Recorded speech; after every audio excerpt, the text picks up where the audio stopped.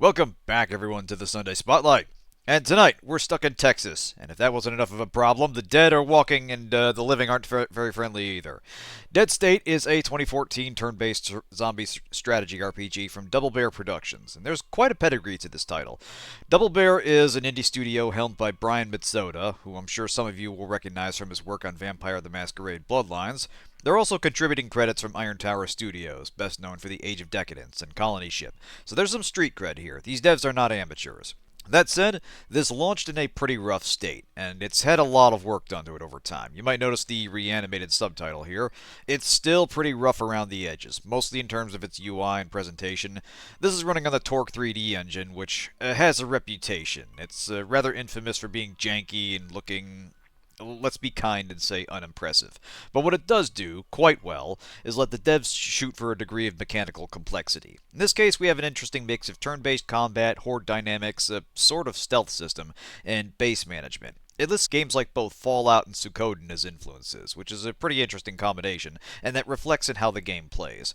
But let's back up a sec and cover the premise. So we have your standard zombie apocalypse. Our character wakes up after a plane crash after an infected person turned while on board. You're rescued and brought to a makeshift shelter in central Texas, in the fictional town of Splendid, kind of the outer suburbs of Austin, as far as I can tell. With only a handful of survivors and Romero-style walkers everywhere, it's clear that help isn't coming, and you're gonna have to batten down the hatches. And that's essentially the game. You poke around the shelter in the morning, assign tasks, manage inventory, go out for supplies, and make it back before dark. There's a nice progression to it as you recruit people and build features, with quite a large playable roster. And they all have distinct personalities and talents, and some will have issues that need to be managed. Anxiety, problems with authority, varying degrees of trauma, language barriers. There's not much of an overarching plot so much as a series of crises that pop up, but the character writing is quite strong, with some pretty good attention to detail. Let's get into it and see if we can avoid getting the chomp. Yeah, democracy. Uh, Famously good at solving problems. So yeah, they've added these options as for game difficulty. Iron Man mode, PC infection. It's a mechanic in this game that if people get infected, they have to take antibiotics, otherwise they turn into zombies within 3 days. By default, this can't happen to the PC, but we'll go ahead and turn this on. Hardcore just amps the difficulty up and makes both enemy humans and the undead a bit more of a problem. We'll leave that off for now. By the way, it's a bit windy out here tonight, folks, so I apologize if there are any interruptions. Anyway, your character is customizable. Let's dust off Carla Stoles from the Colony Ship run here in her early days. Let's see. Default here is fine. She comes from a long line of generic protagonists. In fact, yeah, that's fine. Good enough? Alright, to the actual character creation. Like they have a way to fight it off in vanilla in this game. Wish Zomboid let you do that instead of making a pointless death clock. Yeah. I only play through the tutorial in Zomboid. I do want to give that a deeper look. But it is quite a bit more punishing. They make no bones about the fact that your character will eventually die. Which is certainly a mood to go with. But anyway, yeah, you got a spread of combat, social, and technical skills here, and you get enough points to sort of spread them around a bit. You can kind of see some UI issues already. The writing is kind of stylized. It's not too bad here, but you'll see in some of the tutorial text that pop up, it just doesn't scale well with the rest of the information. And there's not a lot of feedback when you click a thing. You'll find yourself, or when things happen, you'll find yourself leveling up without a lot of fanfare or prompting, but it's a solid set of options. And pretty much every player character is going to want one of these talkie skills here. We'll bump our leadership skill up. Now this gives you some in-battle cooldowns. In this case, we can either improve our odds to hit the undead, or keep allies from going into a panic if their morale starts falling. And that's going to vary from person to person, but accuracy is very helpful in the early game. We're also going to bump up our melee abilities. These are more passive perks. Both are pretty useful. There aren't a lot of... it's an overall pretty well-designed system. There aren't a lot of wasted perks. Everything has some utility to it. But some are more useful for your leader to have. So yeah, in this case, bumping up our survival skills lets us see further on the world map. That helps us spot extra locations as we get rolling. And bump up negotiation as well. That should be alright. Got one more points. Throw that into range, I guess.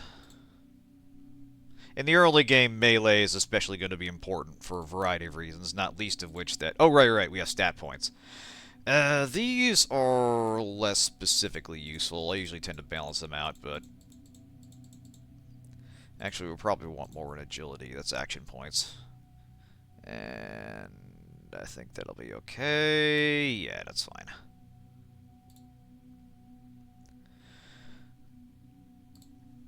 Alright, let's get rolling.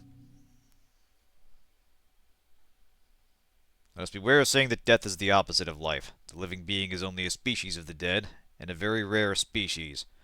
You know you're in for some shit when Nietzsche is your opening quote here. Yeah, top rule of zombie survival is don't get hit. Exactly. And you'll see that's especially true when we run into the, not undead threats. But anyway, you've counted yourself lucky to have gotten on the plane. There have been rumors of some kind of pandemic rapidly spreading across the world. Once again, this hits way harder in 2025, and people had been starting to get nervous. Flights were getting overbooked, delayed repeatedly, or outright canceled. But you were in the air, buckled safely in your seat, enduring some light turbulence as you idly watched a newscast on the current world crisis, when you heard a commotion from the front. Someone had staggered on the plane. You heard them struggling with their luggage and that wet, hacking cough for most of the flight. After the cough stopped, something started to happen up front. You heard a flight attendant scream and utter chaos break out in the front. People jumped out of their seats to try to help, but it only seemed to cause the situation to get worse. There was screaming, yelling for help, and the distant sound of someone banging on the cockpit. Then the horrible feeling of your stomach dropping as the plane tilted downwards. The scattered thoughts that accompany a fear of death. An awful cacophony of metal and earth twisting around each other filled your ears. Then there was only darkness and fire. Yeah, it is a mystery. Alright, so here we are. We seem to be the only survivor of the wreck. For the most part, no worse for wear, at least not yet. But yeah, you can kind of see over here the tutorial text, and it'll walk you through some pretty important details, but there's kind of a lot to cover, and I don't like how it's kind of squished over here. I feel like there's a more natural way they could do this. But anyway, yeah. For now, try to focus, get your bearings. Let's see, this is just teaching you how camera controls work. Again, the torque engine is not especially known for good visual fidelity, but games in it, at least a handful that I've played, do try to... The better games in it do try to make the design work for it. Use the simple aesthetics to sort of... to paint a more vivid picture. Anyway, do what you can to try to move a little bit further from the crash. Alright. Is anyone alive there? The Sheriff Reinhardt of Splendid PD. If you can hear me, follow my voice. Do you think the voice is coming from near the tail of the wreck? These other passengers don't look too friendly, or even look like they should even be alive. Looks like you'll need a weapon. And this is just telling us where we can get our first one, this suitcase over here. So as you can see, Zeke is already up and around, and they're having themselves a nice hot meal. This is just telling us where we can get... There's a voice in my head, help! We're trying to put out the fire to get to you, keep following my voice. Look for something to defend yourself with, and whatever you do, stay away from the other passengers. Alright. Alright, so let's grab us this bat here. This is just teaching us how to equip stuff. Yes, I know. Alright, you're a bit better prepared, but still hurt pretty bad. That fire, it looks like it's growing. Keep moving towards the direction of the voice you heard earlier. First weapon should be to rip somebody's leg off to beat him to death with it. Hey, Zero, hey, Branch, good to see y'all. So yeah, this game, the combat is turn-based, but moving around is real-time. Less of an issue because most enemies in a map are static unless they've been alerted. You may notice this noise meter up here. More on that when we get rolling. But over here we've got our tutorial enemy right here. This fella's almost dead. If you have to defend yourself, hit them before they grab you. Whatever you do, don't let them bite you. Alright. So yeah, one of those things is blocking the route between you and safety. You'll need to use force in order to move it. Now, Zombies don't have especially good visual perception, but they will hear you as you're getting closer. So if you get within about 4 spaces or so, it's a little hard to see the grid by default. You can change that if you proceed. Pretty much, yeah, Orange. Anyway, so we're going to start combat here. Like in Fallout, you can begin combat at any time by clicking this or hitting space. Alright, this is just teaching us how combat works. I will summarize. Thank you very much, game. Now we should be able to get right up on it and attack before it can do anything. Unlike Fallout, it is possible to have 100% accuracy with hitting something if you catch it by surprise. Now that rule works in reverse as well, and that's especially important as zombies start to swarm you. But anyway, let's get out of here. Got the fire out down here, but the fire's out of control back there. It's gonna explode. Run. Hup. Time to hustle. You made it. You're safe now. We're gonna get you help. Hey, you okay? Hey, stay with me. Vic, help me carry. Then we pass out. So yeah, because an explosion would be utter hell to show on the engine, we're going to imply that it happened. Anyway, you wake up to the sound of people arguing. Your body is stiff, and you can smell the unmistakable scent of rubbing alcohol. You feel like you've been sleeping off a horrible fever. The last thing you remember is the plane going down. Food? Who cares about food when we got a huge hole in that fence? If we don't fix it, they're going to walk right in here. I know, Mom, but who's going to risk going out there? You? Me? Joel? I suppose I should be the one to go, being a cop and all. Kinda be nice if someone was watching my back. Not my Renee, that's for damn sure. Let's not panic yet, alright? Hello? She's up. Easy. I realize you have no idea where you are right now, but you're safe. You're in the basement of a school. I'm Davis. This is Anita. You should thank your lucky stars my daughter was here. Mom, that's Renee, Anita's daughter. Hi. Good to see you're up, finally. Behind her is Elaine. She's still recovering. And that's Joel. That's me. I'm Joel. Officer Joel. I guess technically it'd be Officer Oswald. You can call me Joel. Heck, any of those will do. Okay, nice to meet you all. Now, can someone tell me what's happening? Do you remember the plane crash? So yeah, we've got some options here that sort of flesh out the character. They provide minor changes in dialogue. So if you wanted to, you could say, where's my family, my wife, my husband. You can say you have a significant other on there. You can say you can't remember anything. For now, we'll just keep it generic, like the rest of me. Yeah, I wish I'd never gotten on that flight. I'm sorry, there were only a few survivors. Between the wreckage and the...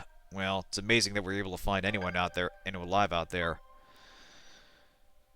I can still see so many of their faces. Listen, there's something else you should know. You're in Texas, Central Texas, a town called Splendid. We're in the basement of a local school. Texas? Ah, shit. I'm sorry to tell you, but you're pretty much stuck here. We all are. But don't worry, we have food, facilities, and a generator, and it's secure. Secure? What does that mean? I don't think you understand. Outside, it's not safe anymore. Everything's changed. You were on the last flight before they grounded the planes. They were trying to control the spread of a pandemic. It didn't work. Martial law was declared. Shelters were opened. People were evacuated. How are we going to survive when the zombies are here and also the power grid keeps going down every winter? I know, right? God, yeah, and just think of the problems the next time it rains or snows or something.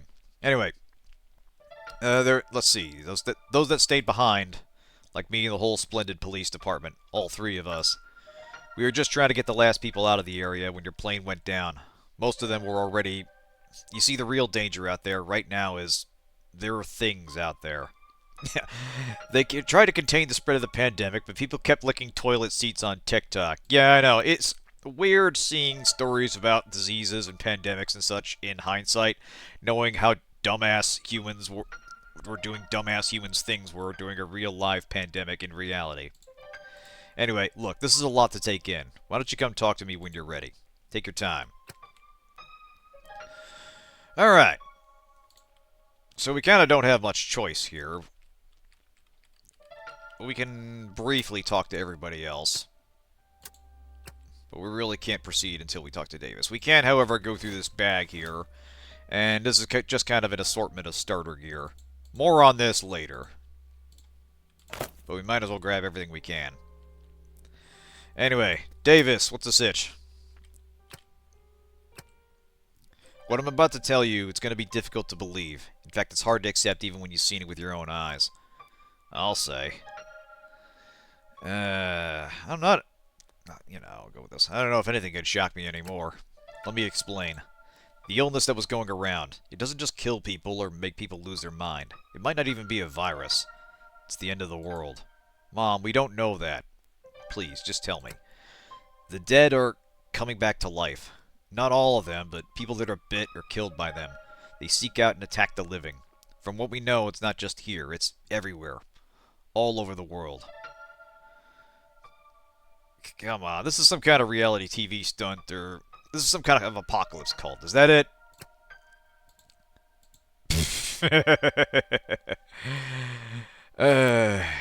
You're serious. I'm afraid so. What do? We don't know how long we're going to be here for, and the basement isn't really a long-term solution. We've got enough food to last us another week or so, but we're going to need to secure the entire school. Wait, are there dead people upstairs? Is that what you mean by secure? Not yet. The fence around the school is being refinished when the town is evacuated. There's whole sections missing, which... I've seen what's out there. We're not safe. If those things find out we're inside. If we want to move into the school upstairs, we're going to have to finish that fence. It's not completely down. With the proper supplies, we can fix it in a day. Can't get very far. We drain the fuel in the cars to power the generator. There's a hardware store over in Lano. It's a bit of a walk, but it's our best bet. You're going to want to bring a toolbox and as many spare parts as you can. Getting that fence up is our only option. I know this is a lot to ask, especially given all you've been through, but we really don't have a choice. Right. Wait, just the two of us? There's strength in numbers. Someone else has to come. We're going to need someone to stay here and help me secure the windows and doors upstairs. But I can't volunteer anyone else. Don't even think about taking my Renee. There's no way I'm letting my little girl go out there. Mom, please, I can take care of myself. And what if someone gets hurt? I'm the only one here with any medical training. Take me if you have to. I don't want to fight. I don't want to have to fight. You don't want to drive a big rig for 10 years without learning to bust some heads. And so yeah, this is our first decision here, who we want to bring with us as an extra party member. We'll want to take Anita with us. On top of being an excellent melee fighter, she's also very strong and we're going to need as much carrying capacity as possible. And obviously, it's going to affect the mood of whoever you don't bring with you, because you want to keep each other out of danger, but this is a game where you're going to want to recruit. Most of the time, you're going to want to recruit as many people as you can. Alright, let's get this done. Let's go. Alright. So, this is the game. This is the bottom level of the shelter. That fella is another survivor of the crash. We'll be dealing with him later. So you go through each location looking for containers of stuff, basically. And you're going to be using that as resources here back at base. There's a few containers to loot here in the school. But mostly we're only going to need to sweep this once. Alright, we'll throw some stuff in here. We'll hang on to the hammer for now. It's not a great weapon, but it's better than nothing. Actually, we'll want to keep that. Most of this stuff has some kind of numeric utility for the base. So you can see there's a value stat down there for food, that pillow and such. So you basically need to constantly be hauling back supplies for both food and what's grouped together as morale. Luxuries basically keep people sane here, and that's going to be a big deal going forward. So we'll stock what we can. These are possible weapons. We'll want to stick with the hammer for now. Let's see. Can we go through here? Yes. So yeah, the meat of the game is going to be moving through locations, emptying them out of as many things as you can bring back to base, and dealing with any hostiles that emerge. And while you're in base, you'll have to manage the people that are staffing it, deal with their personal issues, and see what they recommend you do, and see things they need. So yeah. Anything that would improve your mood? You can't grab your hammer. This isn't Pornhub. Now, it's the apocalypse. Anything goes. I wish I could call my daughter, but more realistically, I guess I could use real coffee beans. It'd make monitoring the radio easier. Deodorant would be nice, too. Gets a bit hot in here most days. So yeah. Davis can't go out in the field with us for obvious reasons, so he's basically a He's basically a member of the crew that stays back at base at all times. He can do basically any job, and somehow he's able to get up and down stairs in the wheelchair. Rather impressive, really. But almost everybody else you recruit can potentially join your party and get out there in the field. Now, you cap out at 4 members of the scavenging team, which does limit you somewhat. But it's just enough for some tactical flexibility and to make it essential that you consider your party composition carefully. That'd be my role in the zombie apocalypse. Stay home and do technology support. Yeah, I know. Must be nice, right? It's kind of interesting because you can access party member inventory from the shelter storage, and you can even give him stuff like weapons and such to carry. You just can't bring him out in the field to actually use them. Anyway, I think there's a few more things upstairs. We'll just grab those real quick. Yeah, here we go. So this here is Elaine. She was a stewardess on the flight we were in, and she is deeply traumatized by something we'll find out later. So what's your fault? What's wrong with you? Whatever, I'm going. So yeah, you kind of have to... Her issue is complicated. You basically have to check in on her every day in order to gradually help her with whatever it is that's bothering her. Which, given that's the apocalypse outside, could potentially be a lot of things. And then here's Joel. Hi, so you feeling okay? Yeah, trying not to think about it.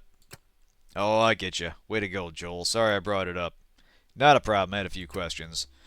So yeah, as mentioned, this is one of the 3 members of the splendid police department, and he's basically Barney Fife, with all the attendant headaches. So anyway, yeah, how'd you get here? That's a tale. Met a girl in San Angelo, dropped out for her. She kind of made a mess of her finances, left me with a lot of bills. Anyhow, just started being a cop 2 months ago. Mom told me to go back to school, I joined the force, and now where am I? Back in school anyway. Yeah. I love trauma and my escapism right now. It's so great, I know, right? So yeah, how did you mean come here to be with everyone else? Oh, well, I was helping with a town evacuation, looking for people who might not have gone to the state emergency shelters. Me and the sheriff, that'd be Sheriff Reinhardt, were on patrol when we heard about the plane crash from Vic. That'd be Deputy Castillo. Davis radioed Vic when he heard the pilot's distress call. Sheriff got to the crash first. He said there were a few survivors and a few not quite survivors. The time I got there was just Sheriff Reinhardt, Vic, and you and the others from the plane. Yeah, the comforts of mundane trauma, though. That's actually kind of an important point about managing the mental well-being of everybody in the shelter, and that gets into the morale mechanic, which we'll explain later. Anyway, anything you think would make the school better? Let's see. Guess I'd sure feel a lot better if that fence was sturdier. Never did much job keeping the middle school students from busting in and rearranging the letters on the bulletin board. I still don't know what's funny about a rusty trombone. Right, another question. In your opinion, how bad is it out there? They evacuated the town, so I guess that must mean it's pretty bad. I heard things over radio about some of the cities, like San Antonio. Last I heard, it was on fire and the quarantine had failed. That's why the mayor chose to get everyone in Splendid to one of those state shelters. Yes, ma'am, they set up quite a few. Bust most everybody out to Kerrville last week. Supposed to have soldiers guarding the place and medical personnel, and I guess food and all that. Sounded real safe. Yeah, I bet it worked out just grand. Let's see. What'd you see your specialties are? Me? Well, I went to the academy to be a cop, so they taught me the basics of subduing a lawbreaker or shooting someone if I have to. Not that I've ever had to do any of those things. Let's see. Yeah, I get the idea. Right.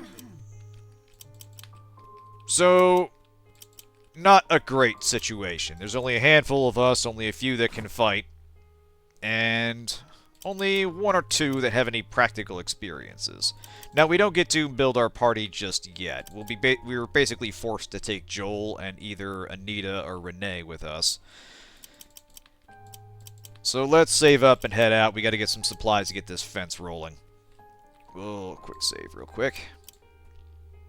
Alright. So this is the world map, essentially Central Texas. As mentioned, we're kind of a few hours out from Austin, and as we proceed, we'll start finding other locations on the map. You either get them from other survivors, or just from random exploration. And it's a bit of a hike getting anywhere in this game, and you need to make sure you're back before sundown. So, let's see. Yeah, traveling takes time to and from your destination, so keep a close eye on the watch at the bottom right of the screen. You must return before 3 a.m. every night, or your allies in the shelter will feel like you might have betrayed them and lose morale. You and those with you will be fatigued, and any method of travel you use will suffer additional penalties. Alright. Let's see. Positive negatives out in the wild. Good things can be spotted, so just telling you about random encounters and such.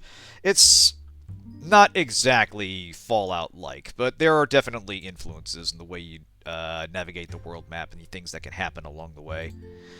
Alright, so now we gotta get down to Lano and get some supplies from the hardware store. Let's get rolling. You can see that one popped up right away on the map there. Part of that's because of our survival skill. We're able to notice locations further out.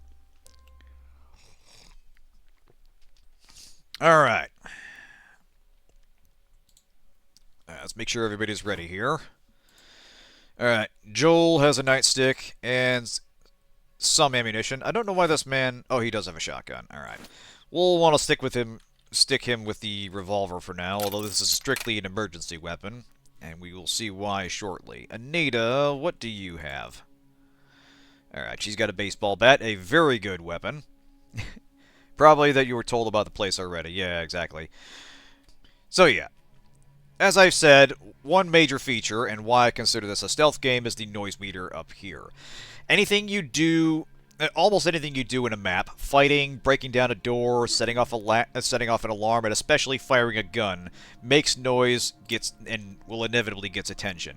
Yeah, hardware store is right up ahead. Best be as quiet as we can. Looks quiet, but there ain't no telling who or what's still here.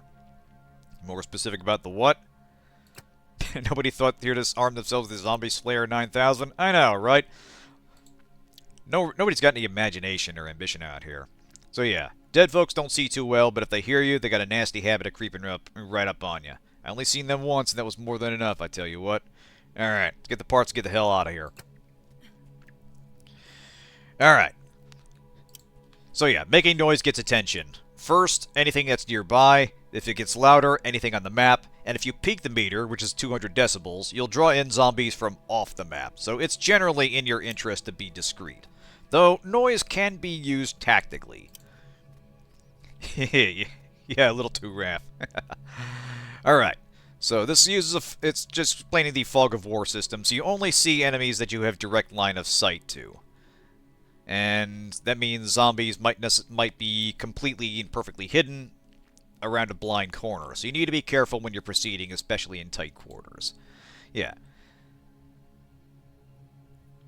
Alright, so we're going to sneak up on this fella. Anita, why don't you lead the charge on this one? So, map progression is often going to be a case of gradually clearing an area of the undead while trying not to aggro the horde unless it is in numbers you can handle, which in the early game isn't much. So, we're going to inch forward. Alright, here we go. Alright. Let's get right behind this fella. Good whack to the head ought to get him. Nice! Good hit. Alright.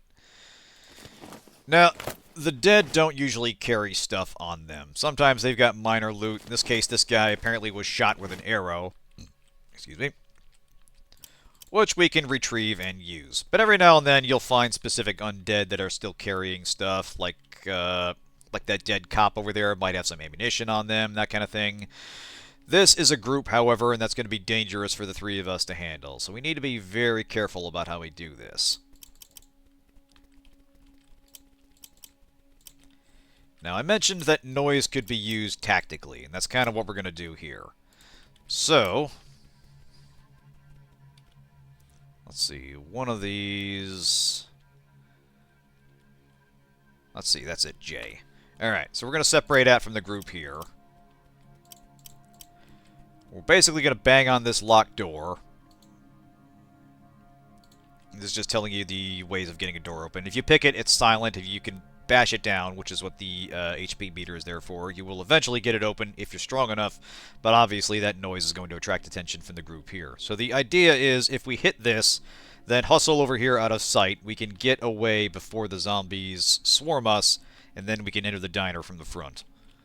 So, Annoying thing about the torque engine is that the more enemies it's got moving around, the more time the engine needs to calculate. Like I said, it's a very janky. It's a very janky engine, and there are issues with what it's trying to do. All right, she actually did get it open. Nice. All right. Yeah, you can kind of see they're milling around trying to pathfind, but we did manage to pull it off. Our team was able to get there unscathed. It was able to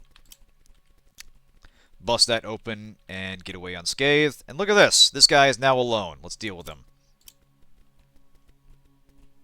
Alright, once again, we're going to move carefully.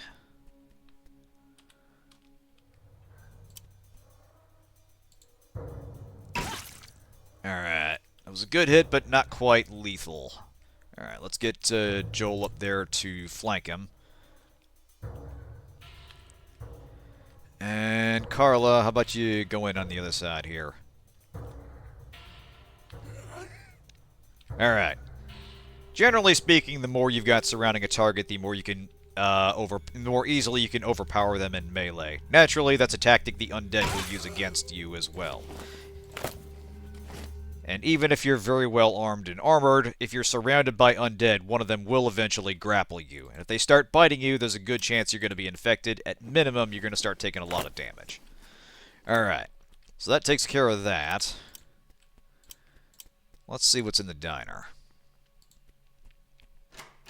But yeah, the infection mechanics warrant some mention themselves, because any living human the zombies bite can be infected, and if they die while infected, they'll eventually get back up as one of them. Yeah, it is basically a TRPG that happens to use zombies as a... Oh, shit. Oh, damn, we got a living survivor here. And they're hostile. Alright, that complicates things. But yeah, this is kind of what keeps it interesting, is these still living threats which kind of force you to adjust tactics. They're more mobile, they can use weapons, especially guns, and they may even be part of a faction. This one here appears to be just some generic looter, and she appears to be on her own, but she might think that we're infected, and it doesn't appear that we're going to be talking our way out of this one. Let us form up here. Let her come to us. Alright.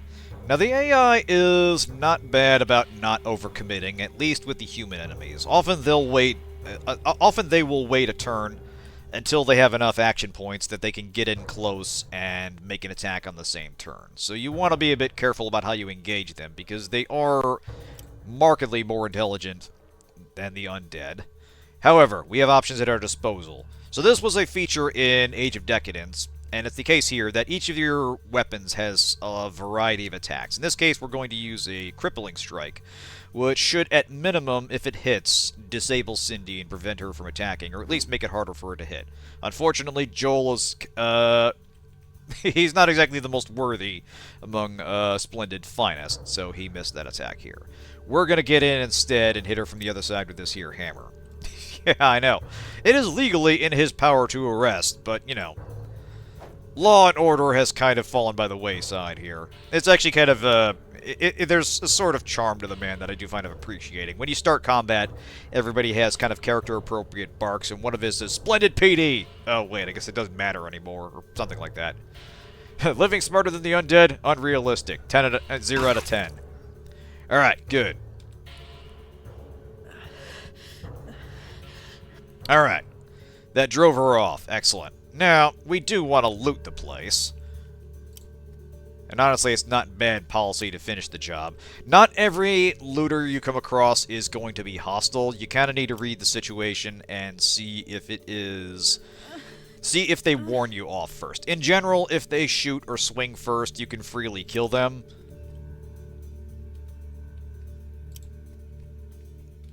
But there are situations where you will want to exercise restraint or let a looting opportunity go. This is not one of them. Because as you can see, she turned right around and stabbed Joel, and now he's bleeding. Jesus Christ, she's going to town on him, too. Alright. Alright, Joel. She's disrespecting your authority. Give her a whack. Alright, she's down. Now, When the living are knocked down, regardless of whether they're on their last hit point, they enter this KO state where they can technically be patched up and revived, which is important for you, but an issue for humans because they can be found and eaten and infected by the undead. So we actually do kind of want to finish off anybody you bring down. And job done. Alright. Now, I think we're good here. Oh, fuck me. No, we're not. She's getting back up. Okay. She was infected. This is a problem. Alright, so yeah, some of the looters you run across are going to be themselves infected, and you won't necessarily know until you take them down. So, now we got an issue here. Okay, Joel, see if you can cripple this one. Alright. Decent hit, but didn't have the effect. If you can cripple a zombie, you can stop it from attacking for a while, which is good for dealing with a swarm if you can't commit to finishing one off. Alright, Carla, get up there. Get some damage in. God damn. Alright. Oh, damn, I forgot about the, this fella here. Yeah, let's see. There you go. Aim for the head. Now, this is kind of what I was talking about with the UI jank. The character sheet tells you what these do and what the cooldown is, but just hovering it over here, all you get is the name. So it's kind of, there are issues with how this game is presented. You can tell it's kind of a budget product, even if the team is experienced. However, this gives us a much better chance, so Anita should be able to put this poor lady down. Alright. Alright, bonk her one more time. Alright, now, we need to kind of work quick here, because Joel is bleeding out. Gonna give these to Anita here. She has some medical skill, though not as much as her daughter. Alright. Alright, patch the poor man up. Okay, his bleeding stops. This is good. However, medicine is an important skill here, and you get finite uses out of it. As you can see here, he only slightly healed, and this temporarily reduced his max hit points. So you can't necessarily patch yourself back to full fighting strength after every encounter. If you start taking damage, that's going to be a real problem. Oh, fuck me. Hang on a second. The stream died, huh? Hang on. Yeah, I know. I was expecting something else to, interfere. But yeah, as you can see, we did finish off the, looter turned zombie. But not without cost. Joel here took a beating, and Anita's medical skill is such that she was only able to patch him up partly. And basically every time you use your medical skill, you reduce that character's max hit points. So, if you're relying on someone without... Shit, I forgot about those things. If you're relying on someone without medical training, you quickly run into problems. Anyway. Alright, Joel, get up there and take a swing. Alright, there we go. Alright. Now, one nice thing is you can kind of reuse your cooldown abilities here. Again, there's a slight UI issue where it doesn't really tell you what they do, but your character sheet does. So aim for the head gives you a boost to hit the undead. And your whole team for a round. Very handy. Especially since you'll be doing a lot of stop and start fighting as you slowly clear out packs of zombies in manageable groups. Alright, so we need to turn around. Whack that thing. Take the air out of it. There was one more zombie over there. Now you can see the noise level has been going up even though we haven't been doing anything other than just fighting. This by itself will start to cause noise, and another reason why you want to be careful about engaging with zombies, especially in large numbers. Because the more racket you make, the more trouble you're going to invite. And also, any zombies that see you and can't make a valid move will also start moaning and make a noise themselves. So this is managing crowds is a big element of this game's strategy. So yeah, this one does see us. So let's form a line. It is in fact a valid strategy to basically form a shield wall, get to a choke point, then you know, hold off the zombies up front while your ranged DPS in the back starts picking them off or throws Molotovs and such. There's a lot of creative ways that you can manage the horde here. Yeah, unfortunately, this was a pretty janky title. It has had updates, but mostly in the sense of giving basic stability and some improvements to the UI, though obviously not enough. Which is a shame, because I really do like the concept. There's not a lot out there that does something to this scale in this... something of this nature at this scale. Damn it, he got a swipe in. However, we got a counterattack with the hammer. Very handy, that.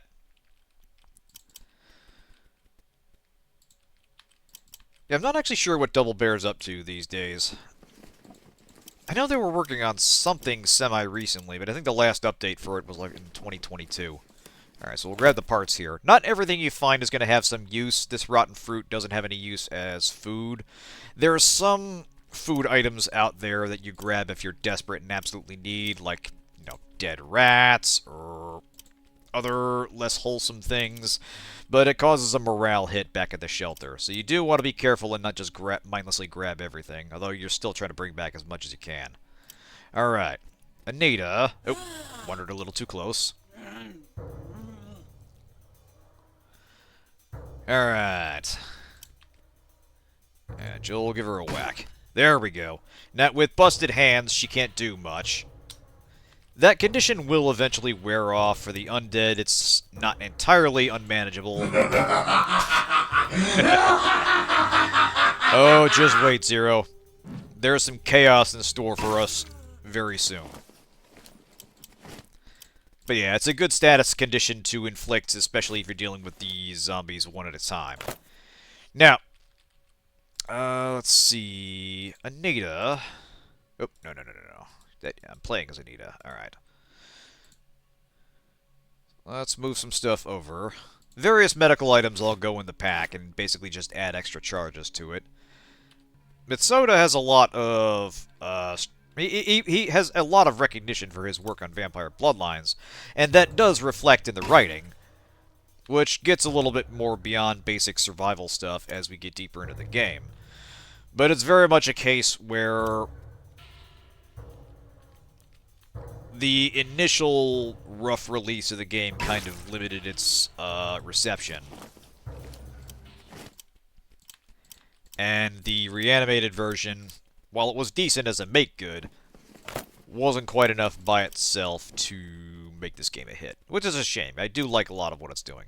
Regarding the studio's peculiar name, Mitsoda said, Annie and I were looking at a list of silly D&D monsters when I suggested the Double Bear as the ultimate monster, pointing out that since it was two bears acting as one, there was no way to sneak up on it or attack from the back. Picture was drawn and photos were taken when it was time to name the company. I won the second it was suggested. Okay, that's actually kind of cute. I like that a lot.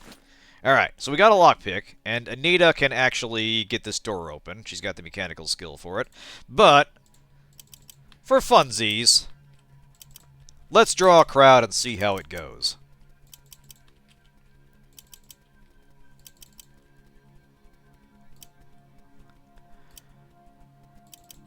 Alright. How many more are in here?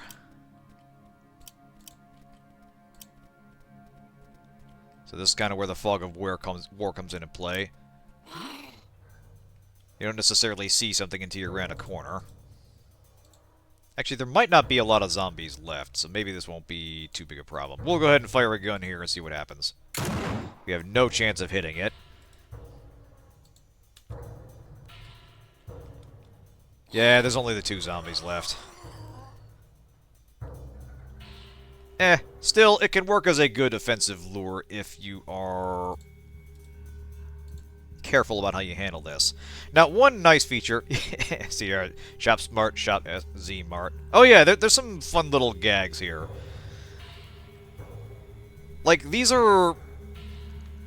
Like, the Torque engine is not a looker, and even for 2014, these kind of feel like generic assets with not a lot of definition, but they're used effectively. Each map kind of presents itself as kind of a neat little tactical puzzle. Sometimes kind of tells a story in miniature. Now, one nice feature that I'm sure is buried in the tutorial menu somewhere, you can swap position with people if you're caught up in a conga line. So Joel here is going to swap places with Anita, and she'll take his place when it's her turn. This does cost you action points, but not her, so she can be ready to bust that thing's skull when she gets close enough. So we'll aim for the head again. Bonk this thing. Alright, the other fella's coming this way. Time it right, and you can just, you can make sure you... basically, if you enter combat at just the right time, you can fight it. You can start the round before anything else attacks. And down we go. Alright. Grab the smokes off the dead man. Was the lady carrying anything? No, it doesn't look like it. Apparently they made a visual novel called Panic in Multiverse High, and making a follow-up game with very different mechanics, in the same setting called Panic in the Multiverse. Okay. If they're smart, they're going to make the they're going to make a Panic at the Disco reference somewhere. But that sounds fun. I'll have to look into that. Alright, so Anita gets the door open. We're good. Let's grab more supplies. This is a good amount. That's enough to get us started. Anita's one of the few people in the game strong enough to handle a sledgehammer, so we'll give that to her. But we are going to switch out the bat. We'll give her the hammer, and we'll pass the bat off to us, so we can help out from an angle. Let's see. Here we go.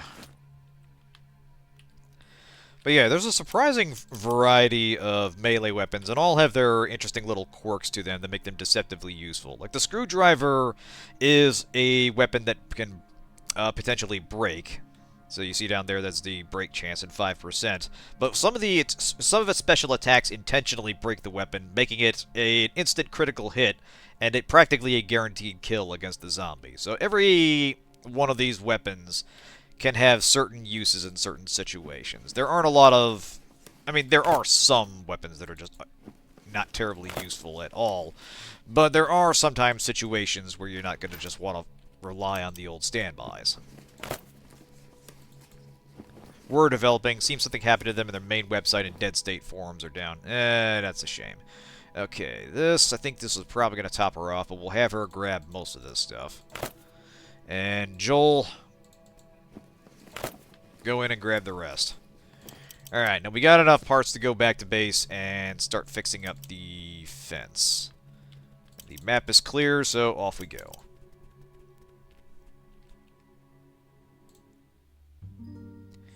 Alright. We can head to another location on the way back, but we'll go ahead and head to the shelter first.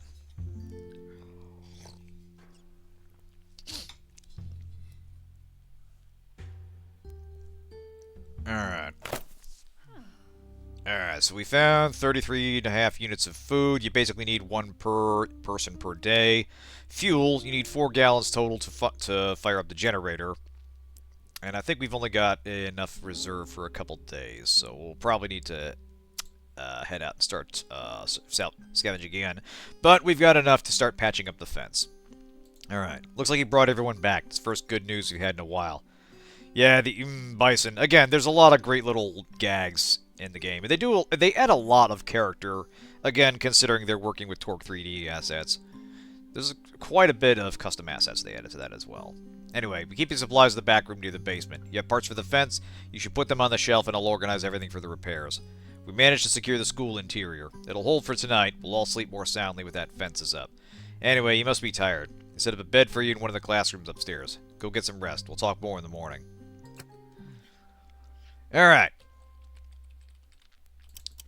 So there's nothing else to do during the day here, but starting tomorrow we'll be able to assign people jobs and specifically get people to start repairing the fence. So let's crash for now. And yeah, this is the situation here. This is kind of our food situation. Any morale bonuses or penalties. As you can see, we're getting a massive penalty because the fence is broken, so the sooner we fix that, the better. If this stays in the negative for too long, you basically lose the game. So it's important to keep this up, and that means bringing back as much as you can, and managing people's mood, and dealing with any other conditions that come up, both plot-related and organically from people's conditions and perks and such.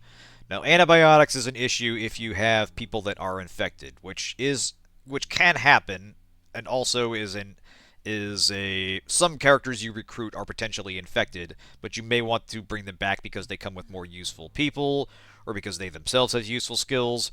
So something to keep in mind. So we've only got 7 more gallons left of fuel, so we got enough for one more night. So yeah, I know you don't have many options, but please don't take my mom out there with you. She means well, I get that, but if anything happened to her... So these are the kind of... Oh, fuck me. Did OBS die again?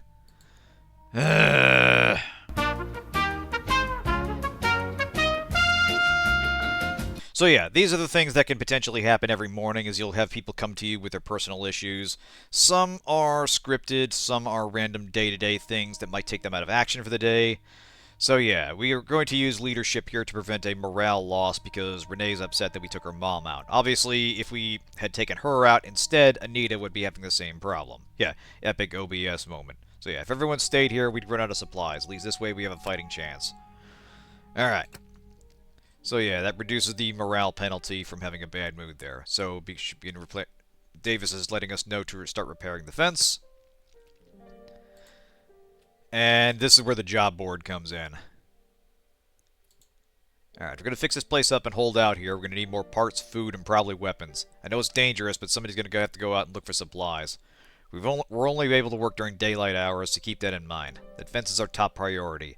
If anything happens to it, everyone here is at risk. As long as we keep it up, people won't worry about it. Alright. So yeah.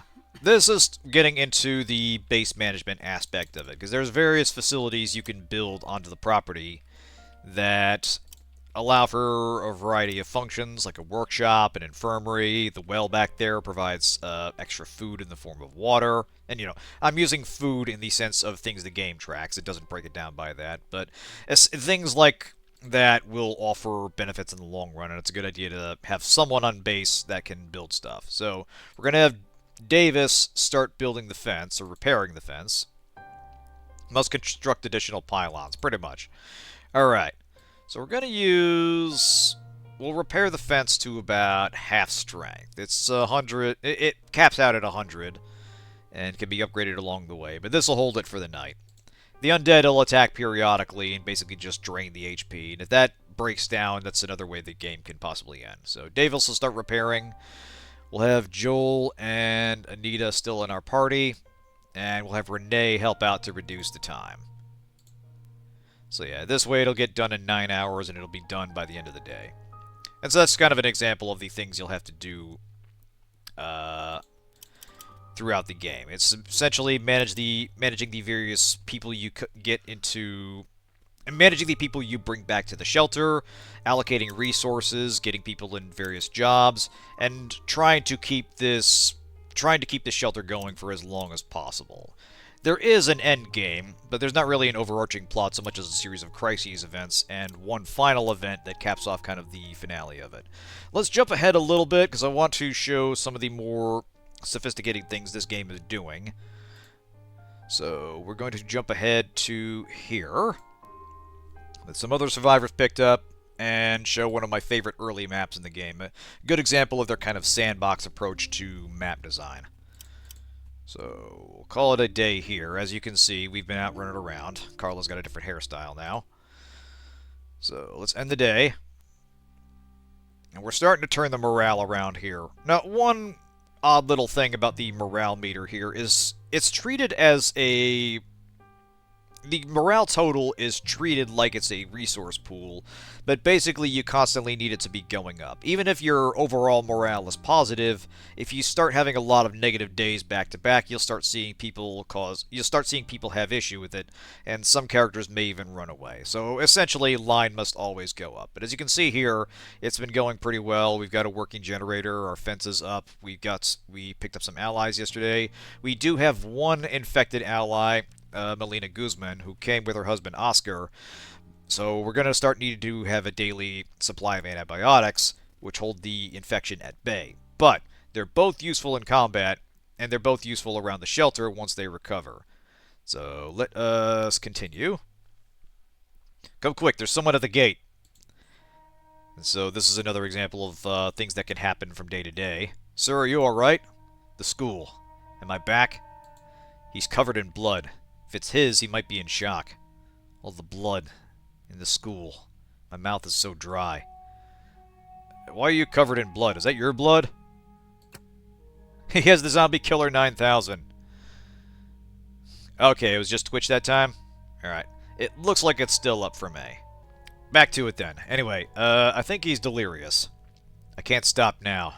I just need... He's crashing. Looks like he's severely fatigued. We should get him inside and patch him up. Check him for bites. He might be too far gone already. Let me see. I don't think this is his blood. No bites or scratches on his skin, as far as I can tell. So yeah, Max Getz here is one of the best melee fighters in the game, but as you can see, he's a bit delirious and not in his right state of mind. Let's bring him in. Alright. Excuse me, I just wanted to thank you again for your help. I owe you her life, my life, and I want you to know that I intend to do anything I can to help out here.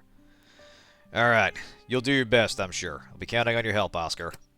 You bet. Anything you need done, you can count on me. That's a promise.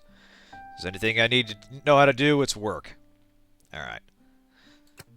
So yeah, this... When you talk to people, you can get a quick rundown of their skills, but you can also check their character sheet if you like. So this guy, he's done a lot of handyman jobs. He's got a very good maintenance skill, or mechanical skill. So he'll do well at just about anything you assign him to do, and he's also pretty good melee competent. So, let's get to work. And this is Doug, another guy that was on the plane. He is annoying, in a word. He actually had a not bad plan to fly to the Caribbean when he noticed the virus was attacking, when the virus was spreading, but he is not essentially... He's not especially bright, is the thing. He's the kind of person that's too clever by half, and only some of his ideas are worth listening to. But anyway, yeah, what's wrong with you? The internet's gone. There's not a single Wi-Fi signal anywhere. Not even a dial-up modem connection. It's all gone. No news sites to check and comment on. No message boards to read and comment on. No streaming video sites to watch and comment on. There's nothing to click, nothing to browse. There's nothing. I'm having withdrawal. I can't go cold turkey. Well, the world kind of ended, Doug. The internet was designed with the end of the world in mind. There's got to be servers on out there. Emails being sent. Information being posted. Yeah, I know. He's literally me. Don't you see? There's data still out there. Shh. Wait. I've got something. Yes, we need cell phones, USB drives, tablets, hard drives, whatever. Just bring them to the library. We'll comb them for data. He is 100% a reply guy. Well, fun thing about that, Zero, is that most of the recruitable people you get, you can just kill them out in the field when you find them, or if you want, you can bring them with you in your party and give them the old Yeller treatment, or just let something bad happen. There's almost nobody in the game that, if they're really getting on your nerves, you can't dispose of, and it's a morale penalty if you do, but almost nobody is essential, and the game kind of works around that. There's special dialogue for if people get infected, if their significant others or friends get infected, if they're close to dying, if they took a lot of damage on the last run. There's a lot of really good writing that acknowledges the little things that happen from day to day. It's really strong stuff. Anyway, this is where we get into one of Doug's better ideas. So he's actually going to do something with the data items we can collect out in the field, and at this point we've been collecting a few, and this will turn into readable documents we can work with at the library. All we have to do is crack the password, and he's got a program that will help us with that. What I'm hearing is killing this internet troll would be doing the end of the world a service. Quite possibly Branch, but we want to get some utility out of him first. So yeah, got to work on this thing while it's still in my head. So off he goes. And now Doug's going to set up in the library here. And that's when we can start getting a better picture of what the world just before and possibly right after the apocalypse. So we picked up a few items here, so we're going to open this top file here. And it's a simple guessing game, or fill-in-the-blank game. If you're a Wordle fan, you're going to love this. But basically, you can see here the letters are going to be power. It fills in 2 of them, and we fill in the rest. I believe that is one of the most common passwords as outlined in the Hit 90s documentary Hackers. Hacklevania. Yeah. Anyway, so image not found. A lack of food becomes a fight. After the soldiers come to break it up, they pull an injured man from the floor. Not knowing if he's dead or infected, they throw his body from the platform. So let's read some of the other ones. 21. So 5-2. Okay, here we go. Looks like this is Apple. Alright, April 13th, 2014, the final days of history, part 6. Last night, there was a report buried in a local paper out of South Carolina concerning a significant U.S. military force conducting an exercise in a small town outside of Charleston. Without sounding like a conspiracy theorist, it seems like remarkable timing, seeming as how the EU has caused a massive panic throughout Europe about this mystery virus. Major overseas cities, from Berlin to Amsterdam, are being evacuated by executive order by sheer panic. There's a footage of hospitals and government buildings being surrounded by police or soldiers, seemingly to restore order to a terrified public, and there are rumors. The rumors that this virus causes its victims to flatline, to be technically dead, only to come back brain dead and prone to violence. If that sounds familiar, it's because these are the same symptoms that were ignored when they happened in Africa. Speaking of Africa, Somali pirates have been seen operating out of their usual territories due to cargo ships changing their routes and patrols being moved closer to home. The hen house has been left open to the foxes. Update, 9:30 p.m. China has isolated itself. They closed their embassies after issuing a statement that expatriates seeking refuge within its borders would be deported or even executed. One Japanese report, that has been taken down now, claimed that Chinese troops have dropped conventional bombs on its own soil in the Yunnan province. Japan is also said to be considering limiting travel between itself and mainland Asia. Update, 11:12 p.m. An incident at a mansion. It's beginning to look like the Americas are not safe from this virus, or at the very least panic. Breaking news from New York City claims that Homeland Security is beginning to mobilize emergency services to strategic locations all over the island. Fantastic. So yeah, there's some really interesting documents here that paint a pretty strong picture and come from a variety of sources. Like there's social media posts, chat room posts, news bulletins, and there's even some stuff that sounds like it came from after the apocalypse, or warns you about situations coming in. Like, there's one very short message that looks like it's a decrypted message from military channels, and it warns you of a threat down in Austin, and that basically tells you about how dangerous it's going to be, and you should be very well prepared when you go there. Yeah, today on The Strain. And that's actually where some of the game's strongest writing is as well, because it's very good at creating consistent lore, because the virus is treated more like a bacterial infection, and both in-game and in-story, over-the-counter antibiotics can stave off turning if they're taken every day. There's no cure for this thing, but it's possible to keep infected party members going if you've got the supply for it. And the writing on this is pretty in-depth. Some of the documents you get cover the problems of relying extensively on antibiotics, as it risks creating drug-resistant strains of other diseases. Again, there's some really good attention to detail in the writing here. Oh yeah, we got problems with the fence. It is technically fortified, but later on in the game we can get more supplies to reinforce it, or actually build like a stone wall around the place. After a few days, it becomes clear that help isn't coming, and you need to start taking matters into your own hands. Anyway, so we've got Oscar and Davis working on a well. We've got Anita, Joel, and looks like Renee in the party. I'm gonna swap some people out. Joel, why don't you help with the well? Shorten that time a little bit. Doug, why don't you join the party? So yeah, amusing little detail here. Despite the fact that Doug is an annoying nerd, he actually has better range stats than Joel. Joel over here has a range skill of 5. Doug, for some reason, has a range skill of 6. So he's actually not bad for bringing out into the field, even if he's kind of obnoxious.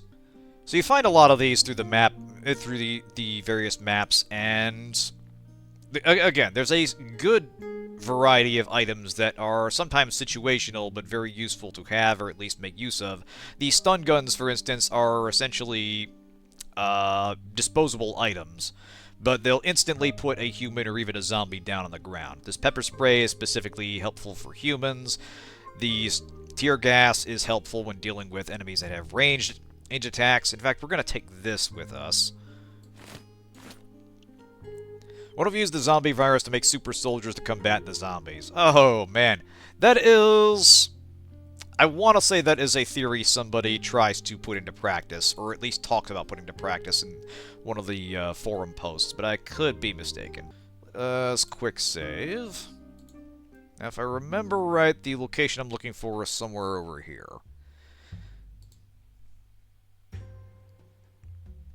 Sure, you're all worried about the zombie super soldiers going out of control. As a measure against this, we're going to have the super soldiers be psionically controlled by traumatized child soldiers we have left over from a different incident. Oh yeah, getting straight up Armacom here. That is absolutely something they... like. Can we just appreciate that their plan for controlling the clone army was basically the girl from The Ring? And that idea not only survived the first boardroom meeting, but made it all the way to execution. Just goddamn. Yeah, the new type method. Just, man, to be a fly on the wall when that was being discussed.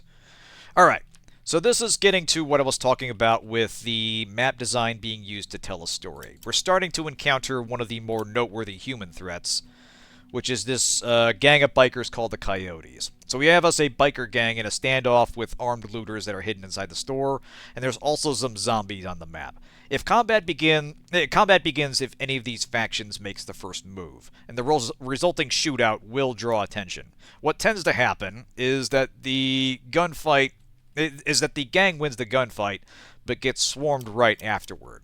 This works for us, but for one small problem. Living humans are your best source of ammo, so it's kind of a judgment call whether and how to intervene. So let us inch closer and see if we can get a look at where everybody is positioned. Alright, so there's one. And there's another ganger blocking that door there. Looks like that coyote's ready to kick in the door. These guys are basically Hell's Angels turned militia, for lack of a better word. Alright, so there's a big fellow over there. And there's a zombie over there. I think we can make this work for us. Actually, Doug, why don't you reload first?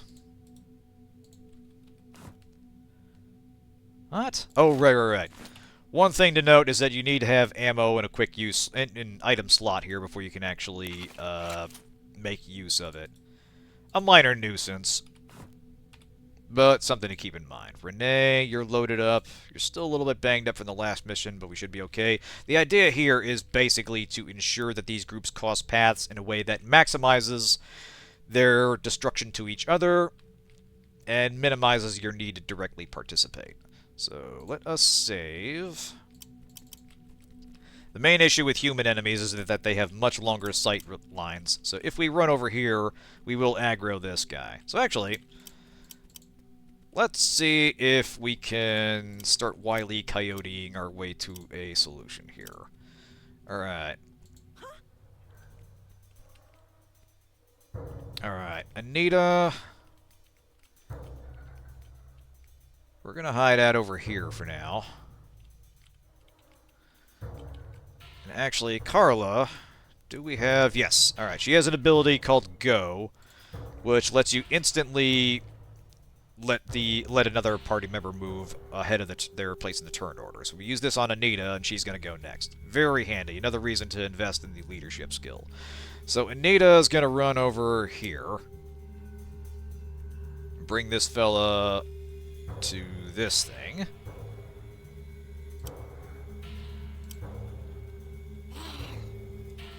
Beautiful. Zombies taking the bait.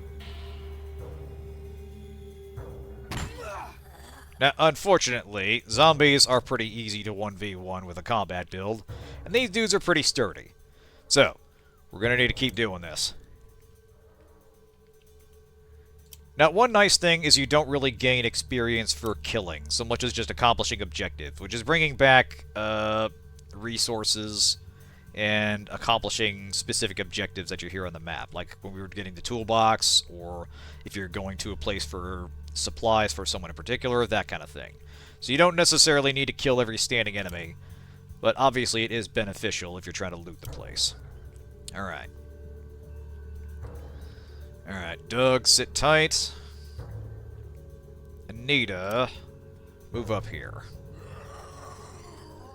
Perfect, perfect.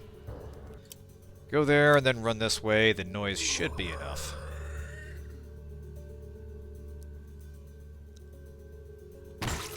God damn it. What I'm trying to do is get this fella surrounded, but unfortunately he's just sturdy enough that might not be an issue. So we might have to take matters into our own hands here. But if we can do it quietly, we can do that without alerting the rest of the group here. Yeah, let's switch that out.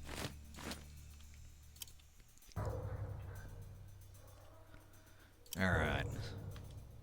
One fun thing you can do to human enemies is to stun or incapacitate them and then lure zombies over to them so they can kill them and make more zombies, forming a bigger group that you can lure into more entrenched positions. Again, there's a lot of fun sandboxy ways you can deal with the horde and use them offensively or tactically.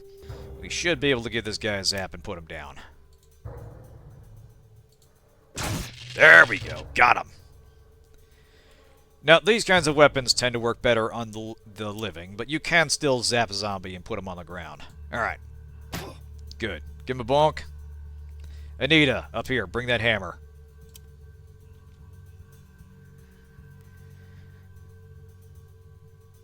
Yeah. Honestly, like I said, it looks indie as hell, and Torque absolutely earns its reputation for being a janky mess of an engine. But the design of the game is putting it to some strong use. Alright, let us take a whack at this guy. There we go, good hit. Now this dude is armored, and you can see that it's resisting some of the damage we're doing here. It's good policy to put on armor, any armor you find, anything you can get your hands on, because that will also offer protection if you happen to be grabbed and bitten. Now, there's only so much you can do if you're completely surrounded, but every little bit helps in a pinch. Alright. Alright, I need to put this guy on his ass. Nice!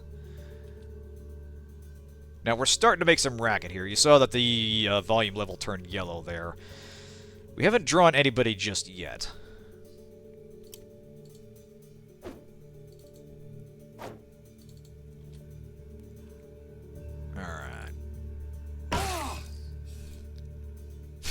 Yeah, he's getting 4v1 with blunt objects. The armor is making a huge difference, exactly.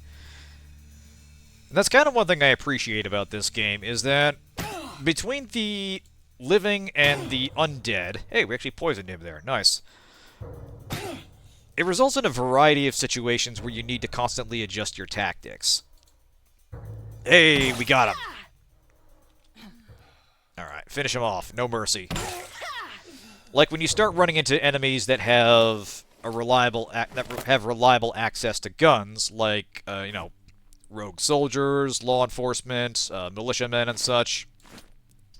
That's when you need to start thinking tactically yourself, because that's when you need to thinking in terms of like getting to cover and making sure that you have lines of sight on enemies and engaging from range and such, and also preparing for the inevitable response from incoming zombies, because you're going to draw racket. So you are regularly changing how you approach a map based on what kinds of threats are on there. Exactly, you can actually loot the armor. In fact, let's put the helmet on as well. Now, if only there was some other zombie game which specifically doesn't let you do this, even if it would make so much sense. Yeah, tell me about it. Looking right at you, Dying Light. Okay, so that didn't alert anybody just yet, which is good. So, let's get this party started properly. We need a way to make some noise, and I think the best way to do that would be through our friend the Molotov cocktail. Let us save.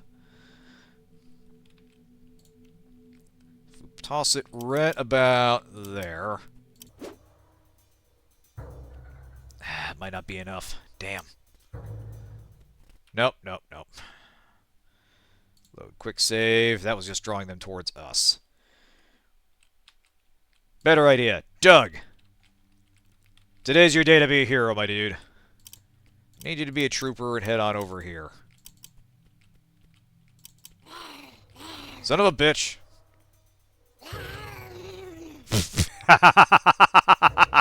Oh, damn, he's getting eaten. Oh, man. tempting as it is to leave him to his fate, we do need him alive long enough to actually fire his gun. So let's try that one more time. How about you open this door here and see what's inside? Alright. This area looks clear. Just need to get you close enough where firing a gun... Beautiful. This will do perfectly. So now, if we fire here... And obviously we had no chance of success there. But if we head back inside, that should be enough to kick off the hornet's nest. Actually, hang on a second. Might as well fire it again. I don't think they got the message. Do it again! There you go. Don't worry, this is perfectly fine. We're all safe over here. Alright, yep. That's stirred up the nest. The looters are making their move, and that's going to trigger a response from the coyotes. Let's find good spots to watch the fun. But yeah, you start to appreciate how different it feels fighting humans and versus the undead. Gunplay feels dangerous. It only takes a few shots to put a person down if they're unarmored, and that's if they get shot with one of the weaker guns. So armor absolutely matters, and avoiding gunfights as much as possible, son of a bitch, is also important. And I think, yeah, this is going to be a problem. Well, let's make some noise out front. How about a little fire, coyote? But yeah, you can see things have gotten kind of chaotic here, and it is a valid strategy to run into to basically chuck a noisemaker into a room, and later on in the game you can craft devices that are literally called noisemakers that just make noise and draw enemies to there. Let the zombie horde deal with whatever's inside, and then deal with the zombie horde. It's very much like Alien Isolation in that sense, only the alien in this case is a manageable threat. Alright, now... Unfortunately, we don't have the action points to switch. If you're switching from a two-handed to a one-handed weapon, there is an action point penalty, unfortunately. Something to keep in mind. Ah, motherfucker! Okay, that dude's got a revolver. That's a huge fucking problem. Trying to put him down. Nice! Ah, fuck me. Alright, Anita's down. This is not going well. Alright. Everybody just stand back. And we're gonna let Doug take all the credit here. Alright. Make some noise, buddy.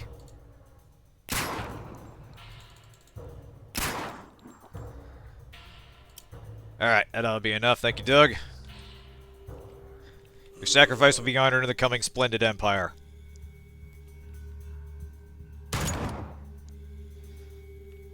That do her.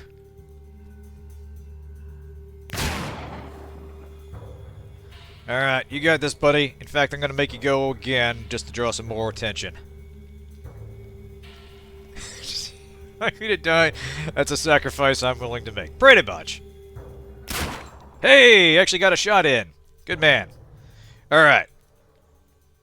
Why don't you... let's see... why don't you hustle on back here? I think you've done your... yeah, you'll be alright.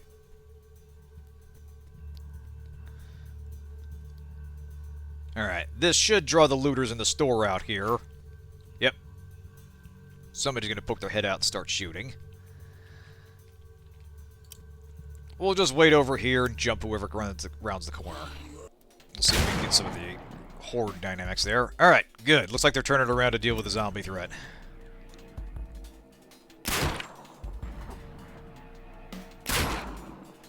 Yep, sorry, Doug.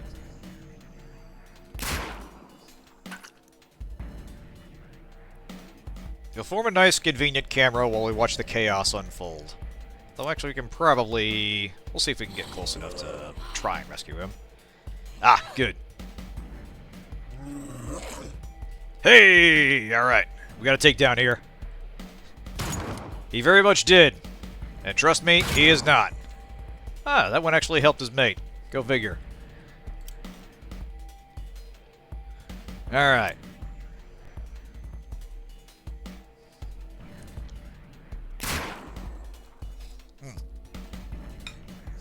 So now we're going to have essentially a three-way battle between these looters, the coyotes, and the zombies that are left on the map.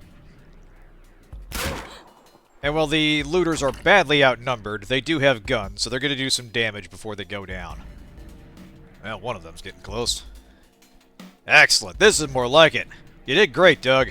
Now, sit tight.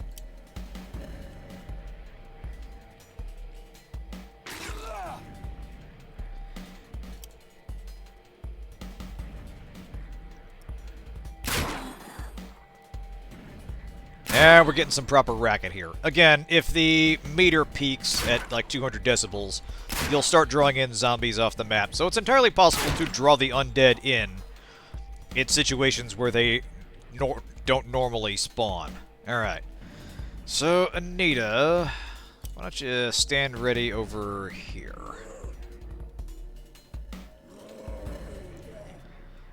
Yeah, even a very strong melee combatant can be worn down if they are completely surrounded by zombies. Alright, Renee, why don't you patch Doug up? There we go. Good as new. You did great, Doug. Alright. Take a shot at that coyote there. Damn it. Alright, is go. It's still on cooldown, son of a bitch. Alright. Well, use this. Why not? I do remember that from the Age of Decadence, firebombs were actually very useful because they didn't just do damage over time, they also blocked off spaces for crowd control. And that seems to be the case here. As you can see, it kind of makes an X pattern there, and those spaces are not crossable by living or dead. Although I think the undead will try, and they'll probably, they'll eventually, burn to death. Keyword being eventually there. Alright, Doug. You're up. Good. Your sacrifice is needed again.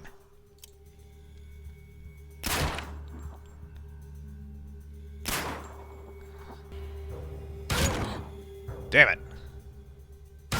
Son of a bitch! Okay. That magnum really means business. Okay, Renee, someone important went down. We're gonna need you to step up here. Alright.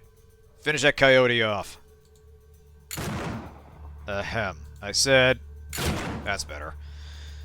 Not great, but better. Alright. Okay. Renee, how about you take an early turn here? Get over there, help your mom up. There we go. Alright. Okay, Doug, do you have eyes on that? Let's see. Actually, not a bad shot. He is deceptively useful. I don't actually like ensuring that he dies.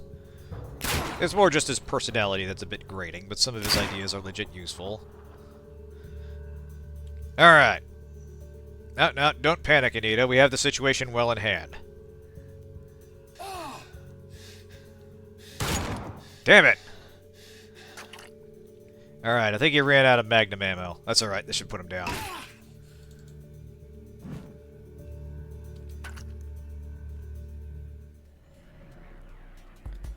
Alright.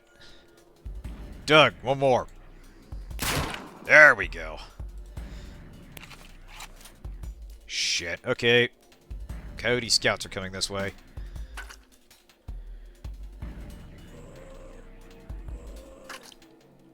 Alright. Alright, get your mom up. Let's get her out of here. Alright, let's back off.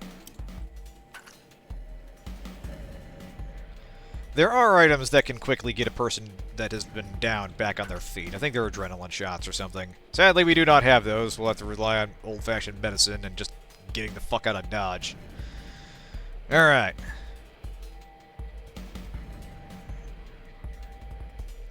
Alright, Anita, get the hell out of there.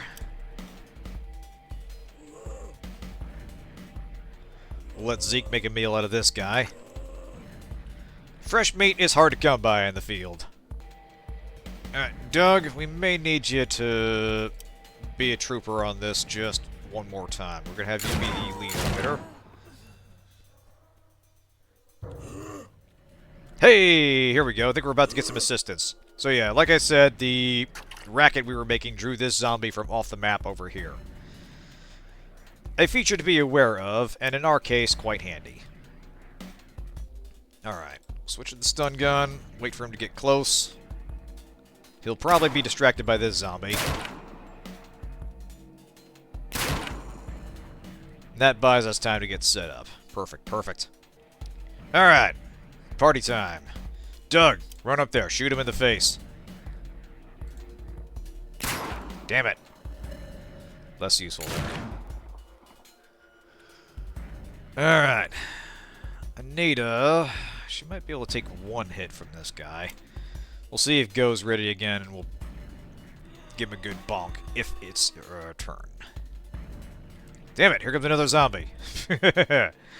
Alright, the noise is working against us now. Alright. Alright, Renee. Get right up alongside him and put him right there. Nice, good shot. Alright. Beautiful, beautiful.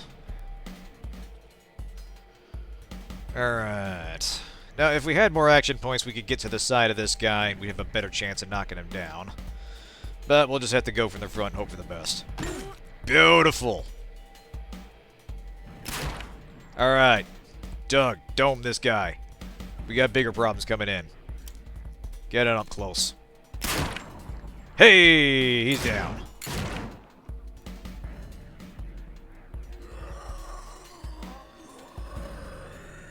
Alright. Situation recovered. See? It's just that easy. Hey! Someone got eaten. Alright. Renee. Actually, hang on a second. Why interrupt the nice man having a meal here? Doug, back off. Anita, back off. Let's just stand here and watch nature in its most raw and beautiful form.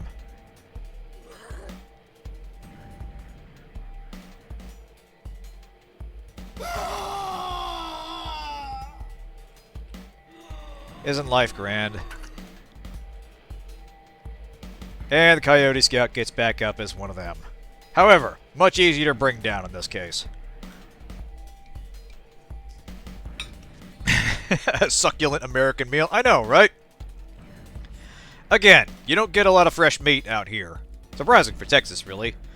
But I think they get the idea. We'll call it there. I know it's getting late. This has been Dead State. I really, really like this game. It can take a while to get through the campaign, and it is sometimes a slow pace as you clear the map, but the sheer variety and complexity of actions you can take both in combat and exploring the map make each encounter fresh and interesting. They do a lot of clever things with the map design and enemy placement that give the sense of a considered tactical puzzle. They put some effort into this game that is that is deeper than you would expect, given it's a Torque 3D RPG about zombies, which is a very cliche topic even back then, but they do a good job making this game stand out, and I really, really like it. I highly recommend it. But yeah, thanks for tuning in, everyone. Have a good night. No streams next week. We'll be back to Stalker 2 the following Saturday. Until then, see you next time.